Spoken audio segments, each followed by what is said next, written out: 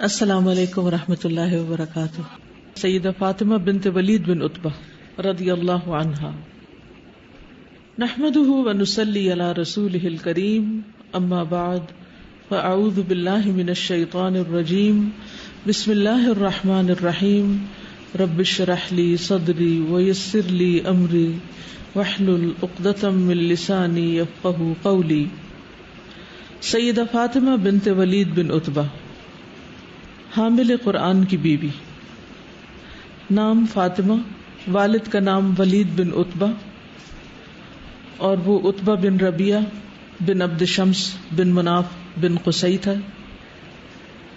ولید اسلام کے دشمن عتبہ بن ربیعہ کا بیٹا تھا، یعنی ان کا باپ اور باپ کا باپ دادا دونوں ہی اسلام کے دشمن تھے. ان کا نام ہند بھی ملتا ہے. نبی صلی اللہ علیہ وسلم کی زوجہ حضرت عائشہ سے روایت ہے کہ ابو حذیفہ رضی اللہ عنہ جو رسول اللہ صلی اللہ علیہ وسلم کے ساتھ بدر کی لڑائی میں شریک ہونے والوں میں تھے، انہوں نے سالم کو اپنا منہ بولا بیٹا بنایا تھا. اپنی بھتیجی ہند بنت ولید بن عتبہ سے اس کی شادی کرا دی. ابو حذیفہ نے، جو ان کے چچا تھے، کس کے؟ فاطمہ کے، انہوں نے شادی کرا دی فاطمہ یا ہند کی، یعنی دوسری روایت میں ہند بھی نام ملتا ہے. کس کے ساتھ؟ اپنے غلام سالم کے ساتھ. یہ سالم ان 4 لوگوں میں سے ہیں جن کے بارے میں نبی صلی اللہ علیہ وسلم نے فرمایا تھا کہ ان سے قرآن سنا جائے، یعنی قرآن کے ماہر ہیں. آپ نے فرمایا قرآن ان 4 لوگوں سے حاصل کرو. ابن ام عبد یعنی عبداللہ بن مسعود، آپ نے ابتدا انہی سے کی، اور معاذ بن جبل اور ابی بن کعب اور سالم مولا ابو حذیفہ. تو انہوں نے سالم سے شادی کر دی ہند کی، اور سالم ایک انصاری خاتون کے غلام تھے. حضرت فاطمہ جو تھی یہ اولین مہاجرات میں سے تھی، اور وہ قریش کی بیوہ خواتین میں سے افضل خاتون تھی. یہ بیوہ ہو گئی تھی، پھر انہوں نے دوسری شادی بھی بعد میں کی، لیکن جتنی بھی خواتین بیوہ ہوئی ہیں ان میں سے انہیں بہترین بیوہ ہونے کا خطاب ملا ہے. سیدہ فاطمہ کے چچا ابو حذیفہ نے فاطمہ کی شادی اپنے غلام سالم سے کر دی. سالم ایک جلیل القدر صحابی، عالم فاضل، مہاجر اور حامل قرآن کے لقب سے مشہور و معروف تھے.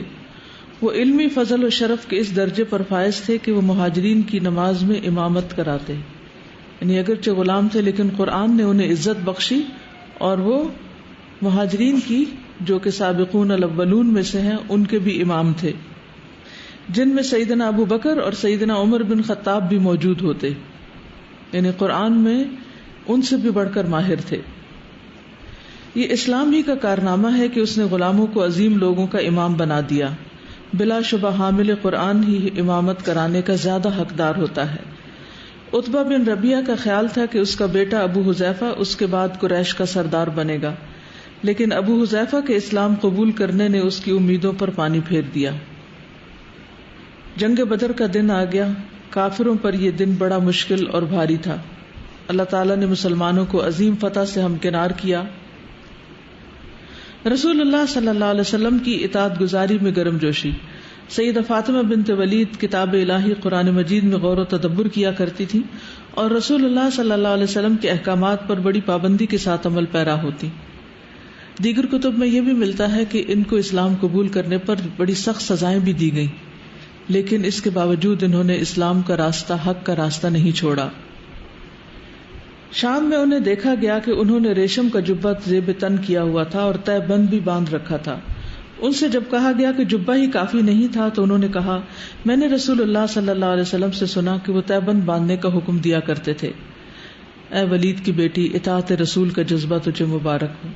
ابو حذیفہ اور سالم رضی اللہ عنہ جہاد اور غزوات میں رسول اللہ صلی اللہ علیہ وسلم کے ساتھ شریک ہوتے، یہاں تک کہ رسول اللہ صلی اللہ علیہ وسلم دنیا فانی سے کوچ کر کے اپنے خالق حقیقی سے جا ملے. آپ کے بعد سیدنا ابو بکر صدیق خلافت پر جلوہ افروز ہوئے. یہ دونوں بدستور اپنے عہد پر قائم رہے اور جہاد میں شریک ہوتے رہے. جب بعض مسلمان مرتد ہو گئے تو سیدنا ابو بکر صدیق نے مرتدین کے خلاف جنگ کا فیصلہ کیا ان کے خلاف لڑنے کے لیے لشکر تیار کیے اور خالد بن ولید کو یمامہ کی طرف مسلمہ کذاب کی جڑ کاٹنے کے لیے بھیجا. اس لشکر میں ابو حذیفہ اور سالم بھی شامل تھے. ان کے علاوہ زید بن خطاب، عبداللہ بن عمر، برا بن مالک اور ثابت بن قیس جیسے جلیل القدر صحابہ کرام بھی موجود تھے. جب شہداء کو دیکھا گیا تو ان میں ابو حذیفہ اور سالم بھی تھے، دونوں شہید ہو چکے تھے.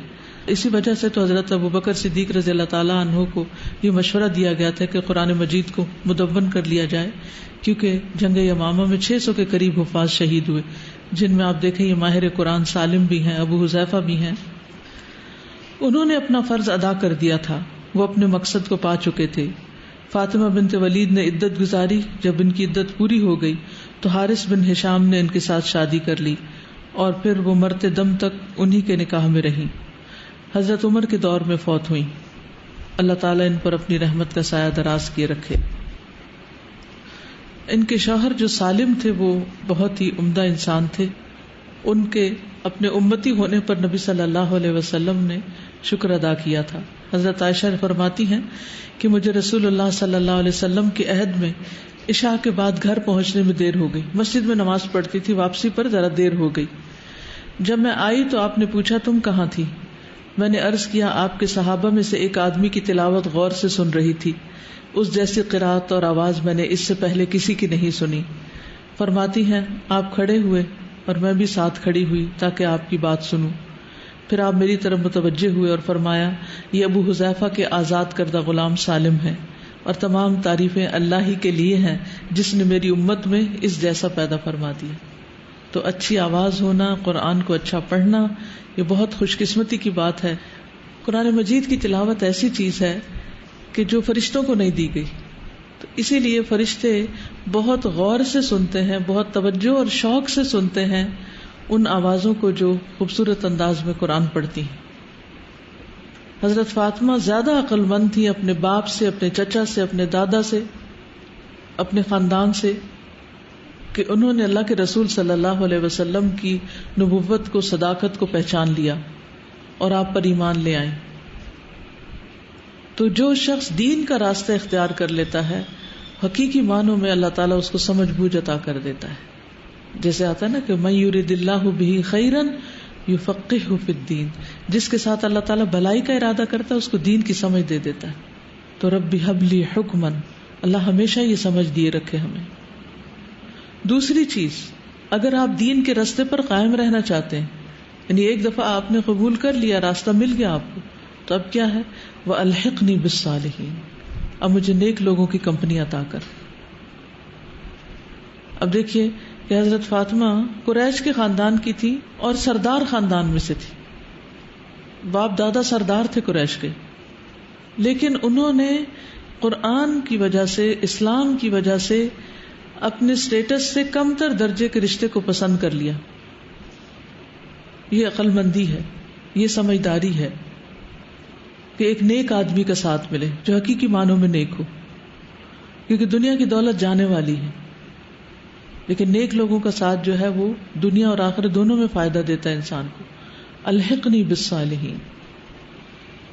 تیسری چیز، وجعل لی لسان صدق فی الآخرین، میرے بعد میں آنے والوں میں میرا ذکر خیر جاری کر دینا، یعنی میرے حق میں نیک گوائیاں ہوں. جب میں مر بھی جاؤں تو لوگ مجھے اچھے لفظوں سے یاد کریں، میرے آثار اچھے ہوں، فٹ پرنٹس اچھے ہوں، یعنی لوگ جب یاد کریں تو اچھے لفظوں میں، کسی برائی کے ساتھ نہیں. میری برائیاں اور میری خطائیں اور میری غلطیاں میری پہچان نہ بنے، بلکہ میری نیکی میری پہچان بنے. تو آپ دنیا میں کوئی ایسا کام نہ کریں. دیکھیے یہ تو دعا مانگ رہے ہیں نا، لیکن اس سے ہمیں ایک راہ ملتی ہے کہ ہمیں کوئی ایسا کام نہیں کرنا کہ جس کی وجہ سے ہمارے آثار اور ہمارے جو حق کی گواہیاں ہیں وہ ہمارے خلاف ہو جائیں. obviously اگر برے کام کریں گے تو لوگ برے الفاظ میں یاد کریں. آپ نے دیکھا ہوگا کہ کسی کا نام آتے ہی فوراً ایک خاص بات یاد آ جاتی، یعنی اگر آپ کبھی آپس میں پریکٹس کریں نا، کسی خالہ، ماموں، چچا کا نام لیں تو ہر ایک کے ساتھ آپ کا ایک امیج ہے، ایک خیال ہے، ایک تصور ہے، کوئی نہ کوئی ایک بات ہے جو آپ کے ذہن میں ان کے بارے میں ہے، اچھی یا بری. تو اس بات کی بھی فکر کرنی چاہیے کہ بعد میں مجھے لوگ اچھے لفظوں سے یاد کریں، اور اس کے لیے انسان کو بہت عدل و انصاف کے ساتھ بہت اچھے طریقے سے زندگی بسر کرنی پڑتی ہے، اللہ سے ڈرتے ہوئے. کیونکہ جو ہماری نیکیاں ہیں جب لوگ ان کی گواہی دیں گے، اس کا یہ مطلب نہیں دکھاوے کے لیے نیکیاں شروع کر دیں، نہیں، جب انسان نیکی کرتا ہے تو خود بخود نظر آ جاتی، تو وہ ہمارے اعمال نامے میں شامل ہو جائے گی. جیسے ایک جنازہ گزرا تو لوگوں نے اس کی تعریف کی تو آپ صلی اللہ علیہ وسلم نے کیا فرمایا؟ وجبت، واجب ہو گئی. جب نیک تعریف کی تو جنت واجب ہوگی، اور دوسرے پہ آپ نے فرمایا وجبت، آگ واجب ہوگی، کیونکہ لوگ اسے برے الفاظ میں یاد کر رہے تھے. تو اس بات کی بھی فکر ہونی چاہیے. اور چوتھی چیز آخرت کا گھر، وَجَعَلْنِي مِن وَرَثَةِ جَنَّةِ النَّعِيمِ. تو اصل عقل مندی یہی ہے کہ انسان اپنے لیے آخرت کا سودا کر لے. چلیے آگے چلتے ہیں. سیدہ ام ذر رضی اللہ عنہا سچے وفادار کی بیوی. سیدہ ام ذر جلیل القدر صحابی سیدنا ابو ذر غفاری کی بیوی تھی، جن کا نام جندب بن جنادہ تھا. سیدنا ابو ذر کا قبیلہ راستے میں لوگوں کو لوٹا کرتا تھا، قبیلہ غفار تھا. کبھی یہ قبیلہ لوگوں کا مال لوٹتا اور کبھی ان کی بیویوں کو چھین لیتا، عورتوں کو چھین لیتا. اب اس قبیلے میں سے یہ نکلے ہیں اور اسلام قبول کرتے ہیں. ابو ذر کا نام جندب بن جنادہ تھا. صحیح بخاری میں سیدنا عبداللہ بن عباس رضی اللہ عنہ کے حوالے سے سیدنا ابو ذر غفاری کے اسلام قبول کرنے کی داستان بیان کی گئی.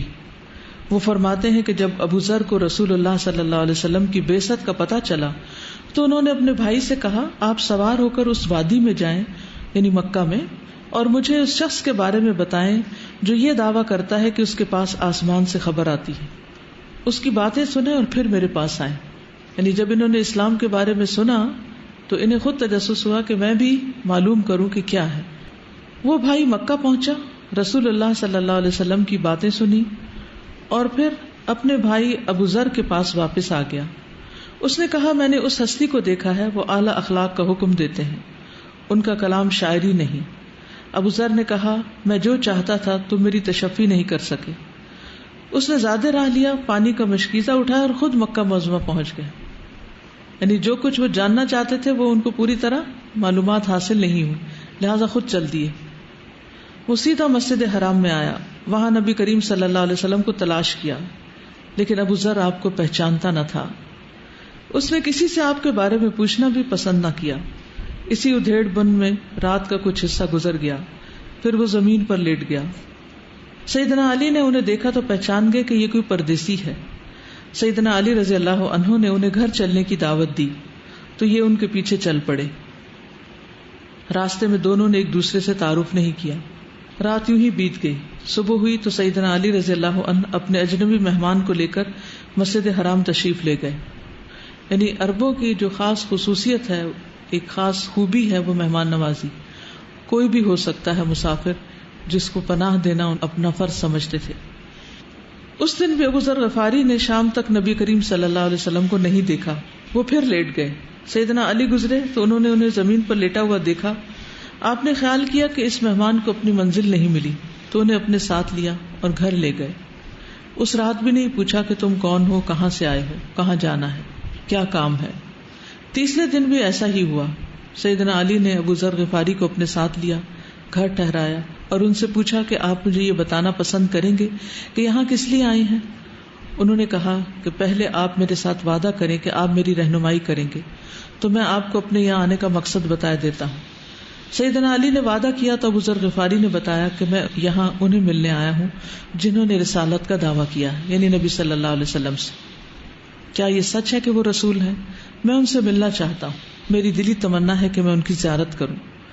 سیدنا علی رضی اللہ عنہ نے فرمایا، جب صبح ہوگی تو ہم گھر سے روانہ ہوں گے، میں آگے چلوں گا اور تم میرے پیچھے آنا. راستے میں جب آپ کے لیے کوئی خطرہ محسوس کروں گا تو میں وہاں رک جاؤں گا اور بظاہر یہ تاثر دوں گا جیسے میں پیشاب کر رہا ہوں. جب میں وہاں سے چل پڑوں تو تم بھی میرے پیچھے چلتے آنا. پھر میں جس گھر میں داخل ہوں تو تم بھی میرے ساتھ اس گھر میں داخل ہو جانا. ابو ذر غفاری نے ایسا ہی کیا، کیونکہ مکہ والے ایک طرح سے پہرا دے رہے ہوتے تھے کہ کوئی باہر سے آ کر بھی مسلمان نہ ہو. مکہ والوں کو تو مسلمان نہیں ہونے دیتے تھے، لیکن باہر والوں کے لیے بھی وہ پوری طرح کانشیس تھے کہ کہیں مسلمانوں کی آبادی بڑھ نہ جائے. سیدنا علی رضی اللہ تعالیٰ عنہ نبی کریم کی خدمت میں حاضر ہوئے اور ان کے ساتھ ابو ذر غفاری بھی آپ کی خدمت میں حاضر ہوئے. انہوں نے رسول اللہ صلی اللہ علیہ وسلم کی باتیں سنی اور اسی جگہ اسلام قبول کر لیا.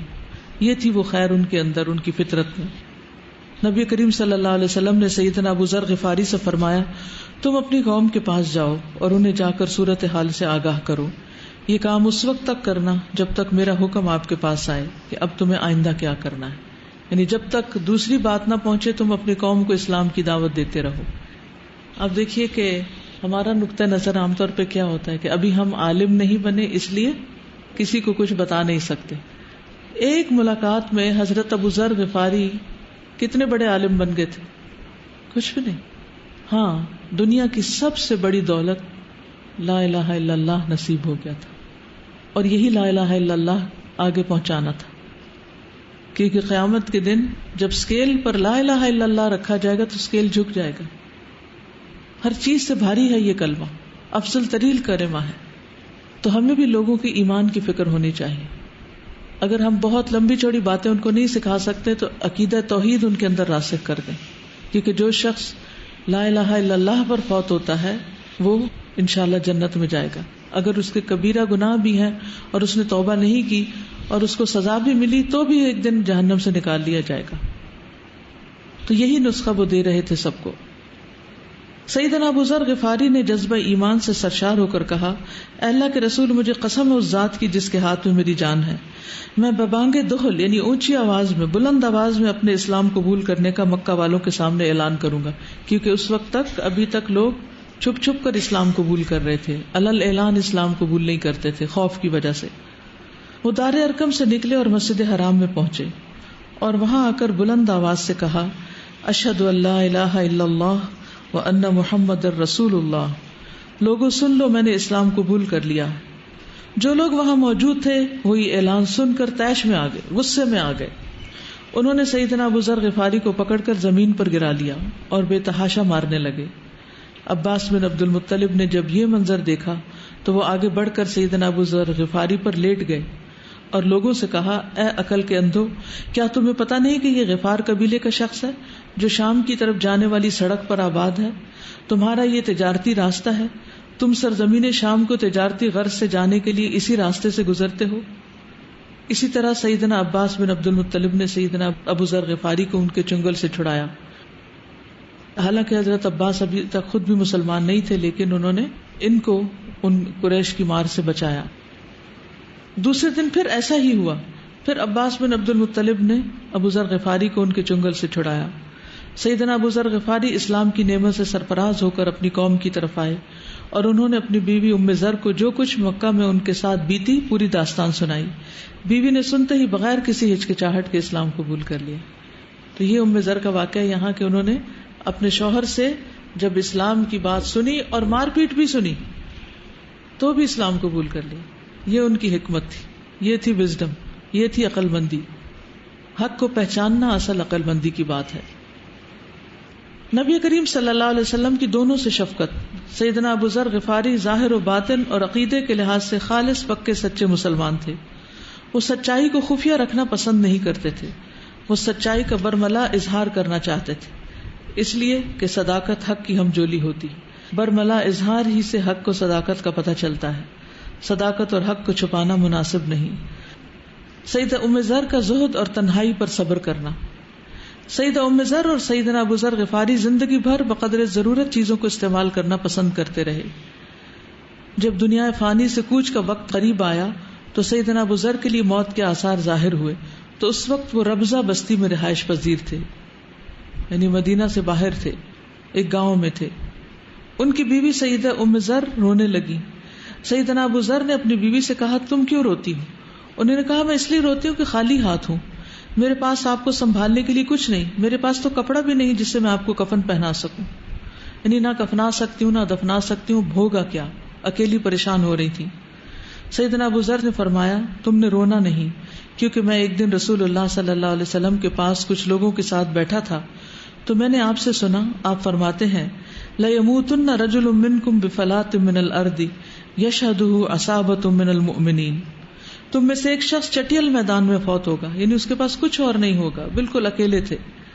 اہل ایمان کی ایک جماعت اس کے پاس حاضر ہوگی، یعنی اللہ سبحانہ وتعالیٰ کی طرف سے ایک خاص مدد ہوگی کہ وہ جا کر ان کے کفن دفن کا انتظام کریں گے، یہ مراد تھی۔ میرے ساتھ جتنے بھی ساتھی تھے وہ فوت ہو گئے، میرے علاوہ اب کوئی باقی نہیں رہا، سب کی وفات جماعت اور گروہ میں ہوئی۔ دیکھ لینا میں چٹیل اور بیابان میدان میں مروں گا، تم راستے کو دیکھتی رہنا تو وہ منظر ان قریب دیکھ لو گی جو میں کہتا ہوں۔ اللہ کی قسم میں نے کبھی جھوٹ نہیں بولا اور نہ ہی کبھی مجھے جھٹلایا گیا۔ ام ذر نے کہا یہ کیسے ہو سکتا ہے؟ حاجیوں کے قافلے بھی آنا جانا بند ہو گئے ہیں، اہل ایمان کی جماعت کہاں سے یہاں پہنچے گی؟ سیدنا ابو ذر نے فرمایا دیکھتی رہنا، یہ ہو کر رہے گا، اہل ایمان کی جماعت یہاں پہنچے گی۔ ابو ذر کی وفات کے کچھ دیر ہی بعد کچھ لوگ اپنی سواریوں پر ان کی طرف آتے دکھائی دیے، تھوڑی دیر بعد وہ ان کے پاس پہنچ گئے۔ انہوں نے سیدہ ام ذر سے پوچھا کیا بات ہے، آپ افسردہ کیوں ہیں؟ انہوں نے کہا کیا تم ایک مسلمان کو کفن پہنا کر اجر و ثواب حاصل کرو گے؟ انہوں نے کہا کون فوت ہوا ہے، کس کو کفن پہنانا ہے؟ سیدہ ام ذر نے بتایا کہ ابو ذر فوت ہو گئے۔ انہوں نے سیدنا ابو ذر غفاری کا نام سنتے ہی کہا ہمارے ماں باپ ان پر قربان ہوں۔ پھر وہ بڑی تیزی کے ساتھ سیدنا ابو ذر کی طرف بڑھے۔ سیدنا ابو ذر غفاری کو ایک انصاری نوجوان نے کفن پہنایا، اس کے پاس 2 چادریں تھیں جنہیں اس کی والدہ نے خود اپنے ہاتھ سے کاٹ کر بنایا تھا۔ ایک روایت میں ہے کہ سیدہ ام ذر سیدنا ابو ذر کے لاشے کو وصیت کے مطابق لے کر ایک راستے پر ٹھہری ہوئی تھی کہ وہاں سے سیدنا عبداللہ بن مسعود کا گزر ہوا، آپ کے ساتھ کچھ اور اہل ایمان بھی تھے۔ جب انہیں پتہ چلا کہ سیدنا ابو ذر وفات پا گئے ہیں اور یہ ان کی میت ہے تو وہ رو پڑے اور فرمانے لگے کہ رسول اللہ صلی اللہ علیہ وسلم نے سچ فرمایا تھا۔ آپ صلی اللہ علیہ وسلم نے ایک دفعہ ابو ذر غفاری کو مخاطب کر کے فرمایا تھا تمشی وحدک وتموت وحدک وتبعث وحدک، تم اکیلے چلو گے اور اکیلے مرو گے اور اکیلے اٹھائے جاؤ گے۔ اس کے بعد انہوں نے سیدنا ابو ذر غفاری کو دفن کر دیا۔ سیدنا ابو ذر غفاری اور سیدہ ام ذر پر اپنی رحمت کا اللہ تعالیٰ سایہ دراز کرے۔ انہوں نے پوری زندگی تقوی اور زہد سے بسر کی اور دنیا کی کسی چیز سے دل نہیں لگایا۔ اوکے، سبحانک اللہم و بحمدک، اشہد ان لا الہ الا انت، استغفرک و اتوب الیک۔ السلام علیکم و رحمۃ اللہ وبرکاتہ۔